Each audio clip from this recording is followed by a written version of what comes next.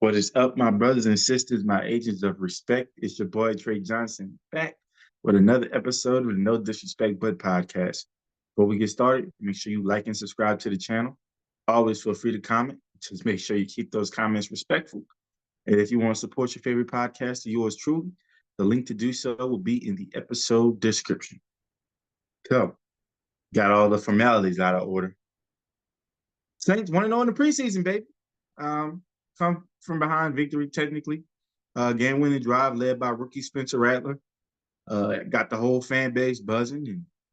And, Jake Haener also played relatively well. I didn't really get to watch the game, had a community service event. But some people said, well, he got one big throw to A.T. Perry, who had a great night in his own right. We saw Dylan Hooker make some big plays. We saw Brian Brzee make some big plays. Heard Kool-Aid was kind of up and down from the cornerback position. So a lot of different things going on, obviously leading to a win eventually, but always things you want to improve on, especially the first team offense. And look, based on my track record on the Twitter sphere or the X sphere, those watching this episode might think, oh, he's about to go and rant about Derek Carr, little Derek Davis' little brother, whatever it is. You'd be wrong. You're right to assume based on history, right? But today, I'm going to try to talk to, through talking with y'all, a player who I had high hopes for. I still have relatively high hopes for. It just has to translate on the field. And that would be one Trevor Penning. By this time, going into year 3, right, we know the story. The guy that we traded an extra first-round pick to the Philadelphia Eagles for, a pick that ended up becoming a really good player. I mean, my guy from Georgia is who they used that pick on. We traded up back into the first to get him, a guy that had a level of physicality, had kind of that mean streak that you look for in an offensive line, a guy that you wanted to protect your quarterback's blind side. And of course, you're hoping Ram at that point in time, we were hoping he would get to his former self and be healthy. And so you're having a formidable tackle duo in the NFL. And that's what you were hoping with this guy. And comes in, shows flashes in training camp, shows flashes in his first preseason game, right? Ends up getting injured. Essentially misses majority of his rookie season with an injury. So misses a ton of reps, ton of time to get better. Going into his rookie season, we talked about, hey, his hands are a little sloppy. He's a little off balance at times, can easily get knocked off his spot when he's in pass rush or pass protection. Doesn't have a counter or a counter for a defender's counter. Gets beat inside a lot. All of these things that we knew were going to be issues with Trevor Penning. But one, you thought, hey, he is a physical guy. He can help us in the run game. We can teach some of the things in the pass protection aspect of it. And he's a guy that could be a future All-Pro, future Pro Bowler, all these types of things. And not to say that that's still not a possibility.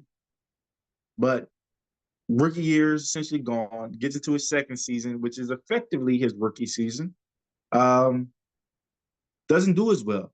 Starts out as left tackle, just doesn't cut it.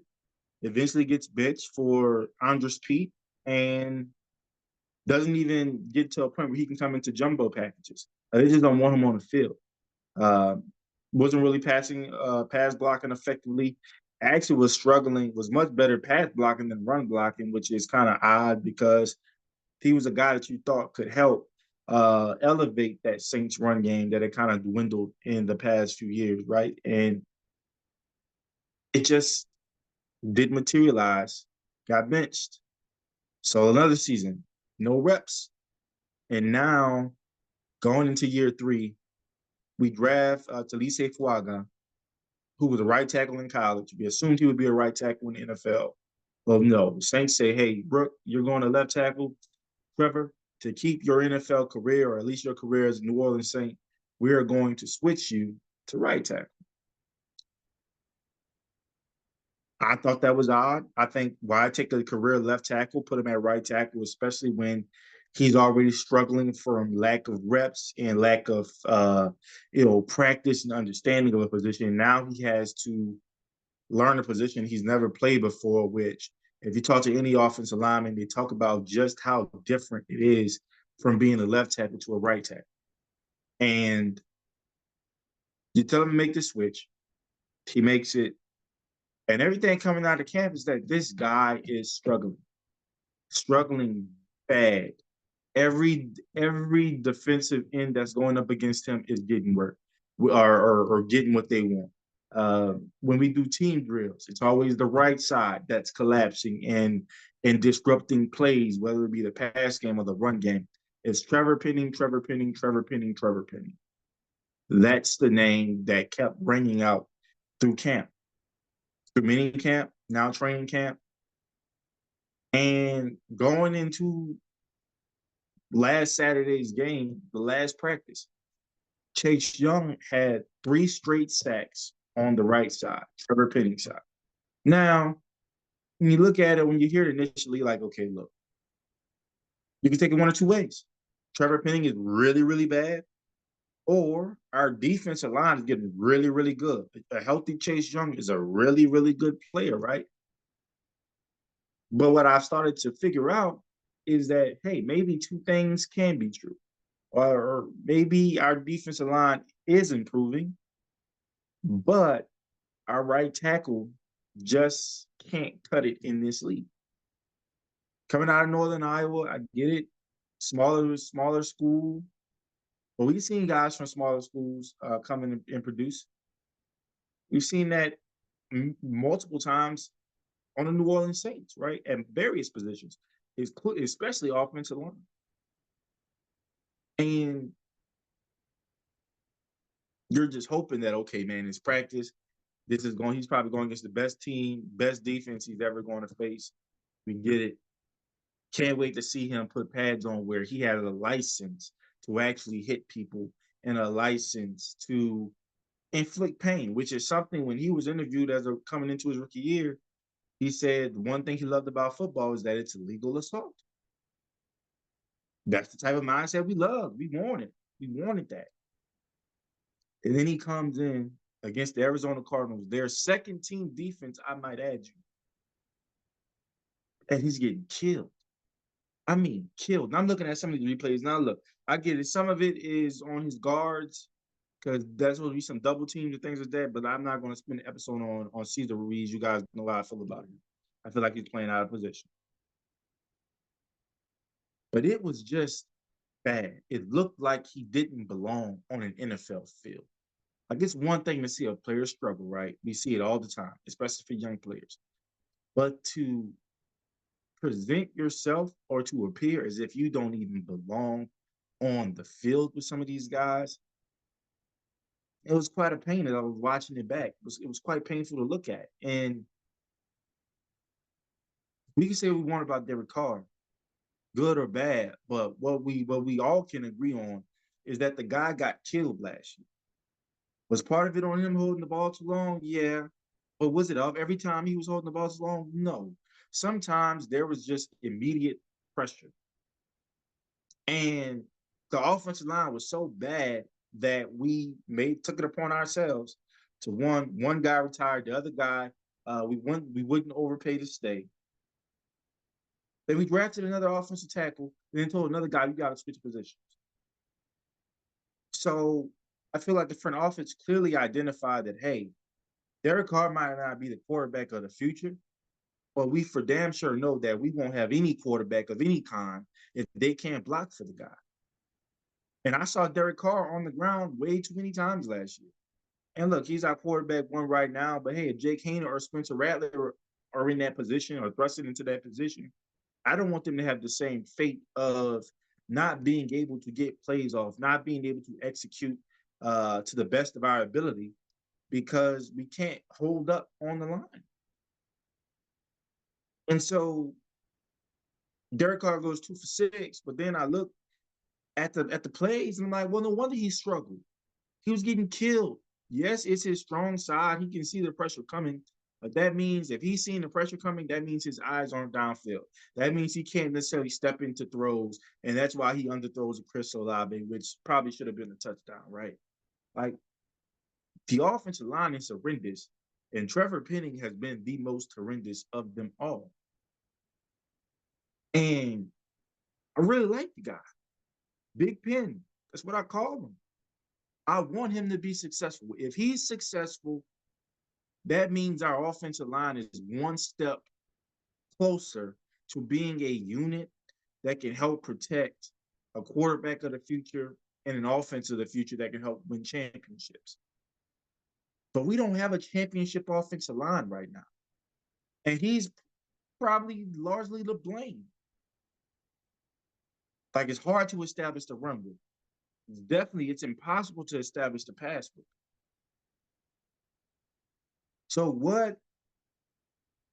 And this is me as a fan. I mean, there were people that were saying, what the hell are they drafting this guy for when he got drafted? But I saw the vision. I saw the natural skill set that I felt like, hey, if he gets some coaching, we could really materialize that into something, which I understand he was a project to a degree. I don't think he's a guard. Everybody keeps saying, move him inside the guard. I don't think he's a guard. He's not quick enough to be a guard. Like quarterbacks going to get killed inside. You see what defensive tackles are like nowadays? Like he's going to get killed inside. You got to keep him outside.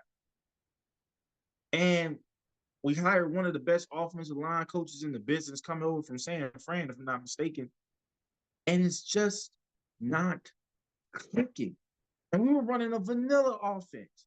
Like we're not even running the concepts, the complex concepts that go into this offensive system with the different motions and the zone reads running scheme and the play action and all these different concepts that haven't even been implemented yet from an in-game perspective. And our right tackle is struggling. And it's so bad that we can't even focus on either what the other offensive linemen are doing wrong or even doing well because we're watching this guy get killed rep after rep after rep. So first, let me talk to the team. Oh, let me talk to the front office. I'll talk to the team, and I'll talk to Trevor himself. Front office. At this point in time, we have to bring competition in at that tackle position. There are a ton of guys that are still free agents. You can bring them in. They're veterans. They know how to fit in the system right away. You don't have to coddle them. I think we have some guys on our roster that can come in. I know we got a guy from the Minnesota Vikings whose best year came at right tackle, right? Maybe instead of trying to make him fit at guard, maybe push him at tackle. Make him be a guy that can push Trevor Penning. Landon Young, is he a guy that can push Trevor Penning? So these are guys on our roster. But if you feel like based on our roster construction, Trevor Penning still gives you the best chance at right tackle, you have to look elsewhere.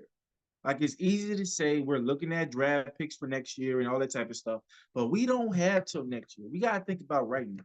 There's so much riding on this season. So many people's careers, whether it's coaches or players, are riding on this season being a success, getting a postseason berth. And that can't happen without the trenches being sound. You got to do something. It feels like even when we had the peaks of the world, that Trevor Penning in a way felt like I'm still the guy unless I get banged up or something. Like I'm good. And that's kind of what we're getting to the right tackle position. Like who behind him can you confidently say as a fan that you're confident in? I don't think so. I don't think anyone. But we have to try something. And it starts with the front office. We have 2 preseason games. You have a few more weeks before the regular season begins. Take that opportunity to bring some guys in to compete. And one or two things are going to happen. Trevor is either going to elevate his game and be better off for it, or he's going to shit the bed, and then you cut your losses before you have to pay him a big contract. That's really the reality of the situation from a front office perspective. You have to bring someone or some folks in there that can compete and push him to either be a better player or to be a player that is disposable and gone. Because continuously rolling this guy out saying he's one of our best to just see that he's not one of our best, it's getting a little old. It's getting a little stale. I don't want Derek Carr on the ground rather than the paint. I don't want Jake Haener or Spencer Rattler being subject to that. I've seen it happen to Drew Brees. I've seen it happen to Jameis Winston. I don't need to. I've seen it happen to Derek Carr last year. Don't need it to keep happening. Fix the offensive line, and you fix the offensive line by at least addressing the worst of your offensive lineman right now, and then starting from you. Teammates, New Orleans Saints, the team. This is not to say that you guys aren't doing this, but somebody has to talk to this young man. The confidence is gone. The moxie and that aggression that drove the Saints fans like myself that did fall in love with him, that's gone. He's not that player anymore. Yeah, he probably still gets in the fights and everything, but that I just feel like that now is more performative than being his actual personality. Now it's compensating because I'm not as talented, and so now I have to lash out in this manner to show that I'm a man, that I can get things done. But guess what? Lashing out gets penalties drawn. So it's very much so childish and immature behavior. Teammates, y'all got to step in. And that's not to say you guys aren't, but something has to happen to get this young man's confidence up, but also his skill set up. Like, are we holding him accountable in meeting rooms? Are we holding him accountable in practices? Like, not babying him and saying it's going to be okay, champ. You just got to do like this. No, like getting in his ass for mistakes, costly mistakes. That is the difference between wins and losses in this league. You guys know better than most that it takes a few plays here and there going one way or the other that results in either a win or a loss. And there are certain things that are going on that you just can't continue to accept. We talk about this acceptance of mediocrity, and I feel like it's falling on the players to a degree because no way going in year 3, a guy should still be this bad physically and mentally. Somebody has to step up. Doesn't have to be somebody in his position group. Is it the quarterbacks? Can the linemen step up? Can the safety step up? Take the guy fucking bowling or fishing or something, whatever it's like. He's a country boy in a city. Take him out to the country, let him go fish and shit like that, and just find himself. Okay? But but I feel like something has to happen. There has to be a level of accountability as a team and a culture too, to not keep letting these mistakes and these moments of just pure abysmal lack of execution continuing to sustain because it's going to bleed over into the regular season, into game after game after game until you're looking at, okay, I got a top 5-10 pick now, trying to figure out, do I go get another possession or do I have to go get an offensive line again because they've been just that horrible? There's too many good players out in this league. Too many guys sitting at home right now waiting for a phone call that you can call up and come push that position. And teammates, y'all gotta, like, I gotta start seeing something. I feel like, for me, I feel like if players are still having the same struggles, whether that's on the field or off the field, I start to question the locker room. I start to question the culture. Because how are we allowing this person to make mistake after mistake after mistake? It's, well, the coach is going to do it. Sometimes it's you. Y'all been in sports long enough to know that the coaches can't do every damn thing. Sometimes it's the men in that locker room that get shit done. And set that standard. Like Ed Reed talked about it, their Super Bowl run. Like it wasn't Coach John Harbaugh that came in and said, y'all need to fucking clean up after yourselves. It was Ed Reed, a leader on the team, and said, hey, man, how the hell y'all can't take care of your own locker room and you expect us to go out on that field and dominate and take care of each other, and we can't even take care of our space. That was a team leader that said that. So can team leaders talk to Trevor and I mean any other player that's fallen by the wayside, whether it be on the field reasons or off the field reasons? We have to start communicating, expecting better. expecting execution to the highest degree. That's how you win ball games in this league. That's how you get to the playoffs. That's how you put yourself in a position to win a Super Bowl. Teammates, I'm sorry. I'm seeing the same issues from a player. That falls on you too. You are your brother's keeper. There are some things from a leadership standpoint that y'all have to step up and do too. And you know exactly what it is because you're in there every day. Talk to the guy, especially in this stage of mental health awareness and all this type of stuff. Talk to the guy. What is he not getting? What does he need? Does he need a reset? What can we do to make it better for him? Teammates, I need you involved. Lastly, Trevor, Big Pen. Bro, what do you want? What do you want? That's technically you made enough money than most people where you're from made in their lifetime.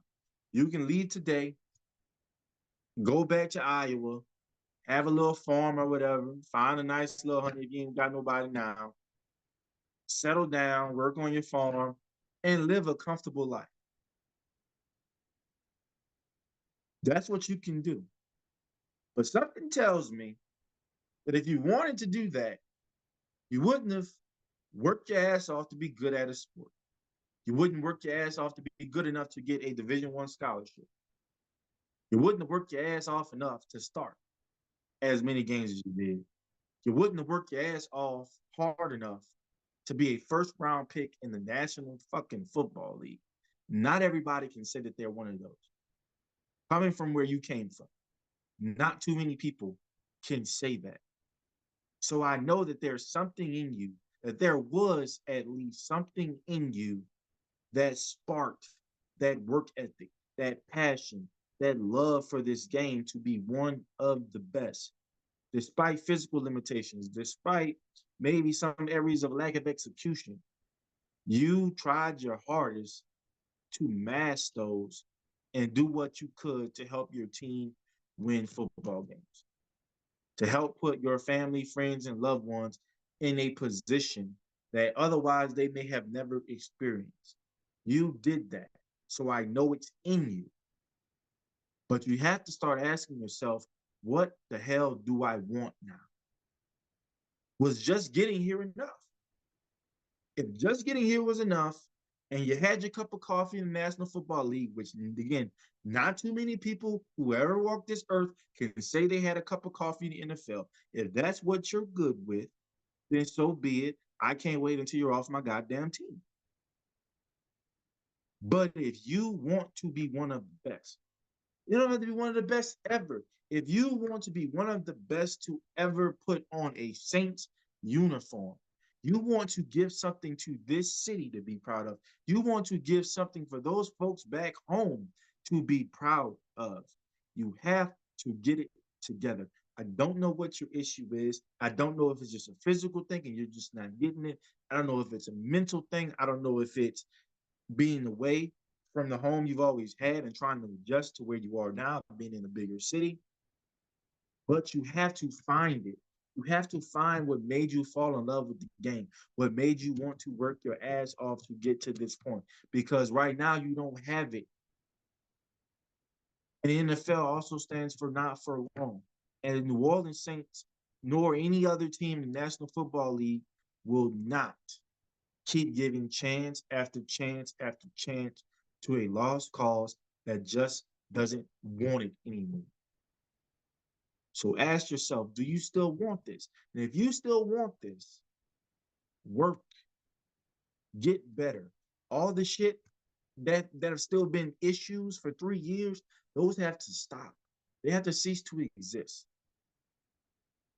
Because believe it or not, the outcome of this season rides on you.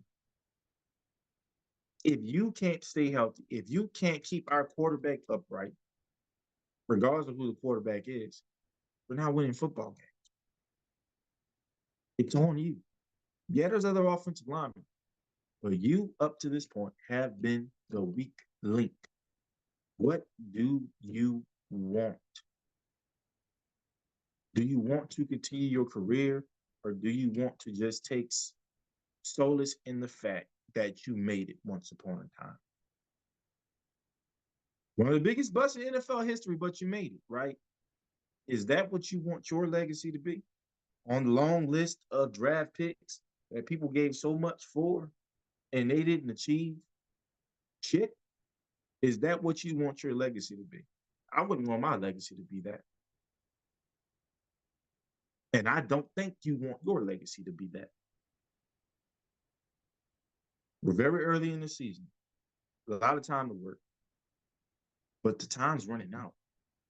For you, that is. To make a mark on this roster, on this team, on this city. What's it going to take for you to get back in football mode? Because right now, you're not. You don't sound the same. You don't move the same. The energy's out. You know, we want that guy that took pleasure in understanding that the game I love that I get to play allows me to be physical beyond human comprehension. The things that I can do to someone else in the sake of winning a football game, I can't find that anywhere else. That gives you excitement once upon a time. Is it still there? Do you still want to be one of the greats? Do you still want to commit legal assault, as you say, to make the defense fear you? Because right now, they're attacking and attacking and attacking. When will you say enough is enough and attack back?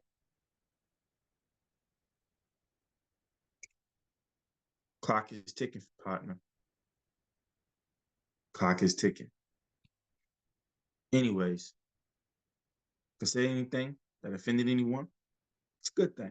It's an opportunity for me to learn. It's an opportunity for you to teach me. All I ask is that you keep it respectful. Peace.